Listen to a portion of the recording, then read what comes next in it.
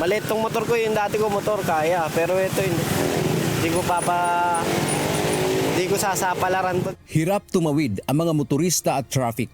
Yan ang resulta ng hindi agad paghupa ng tubig baha sa kahabaan ng MacArthur Highway, partikular sa bahagi ng Dalandanan, Valenzuela City. Dahil ito sa pabugso-bugsong ulan dulot ng masamang panahon, maraming sasakyan tulad ng motorsiklo, jeep at kotse ang inabutan kanina ng UNTV News na tumirik sa gitna ng kalsada matapos subukan ng driver na lumusong sa baha. Ang ilang pasahero napilitan ng bumaba dahil hindi makatawid ang kanilang sinakyan. Ang ibang motorista naman matiyagang naghintay na humupa ang tubig baha upang makatawid. Ito na rin ang dahilan ng trapiko sa magkabilang lane ng kalsada. Tutuloy ka? Tutuloy, dahan-dahan lang. Oo, kasi mataas yung mataas yung Tubig, Oo. taas nga eh. Eh, paano kung masiraan ka? Paano yan? Hindi naman siguro. Mayroon din namang driver ang sa halip na tumawid ay bumalik sa pinanggalingan kaysa naman masira anila ang kanilang sasakyan. Tutuloy pa ba kayo? Hindi na po kasi malalim yung baha. Baka bakit? tumirik yung motor ko Saan ba kayo papunta, ma'am? sa Bulacan po. Hindi na sir, kasi baka mas malaki pa yung gastos ko. Bakit, sir? Mababa kasi yung motor ko sir. Magandang araw mga kasangbahay, nandito tayo sa kahabaan ng MacArthur Highway sa Dalandanan, Valenzuela.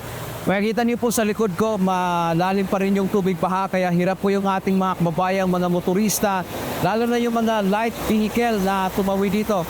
Sa katunayan nga, marami kaninang tumirik ng mga sasakyan, hindi lamang motorsiklo, pati na yung jeep at mga kotse dahil nga sa lalim ng tubig baha na nandito sa lugar na ito.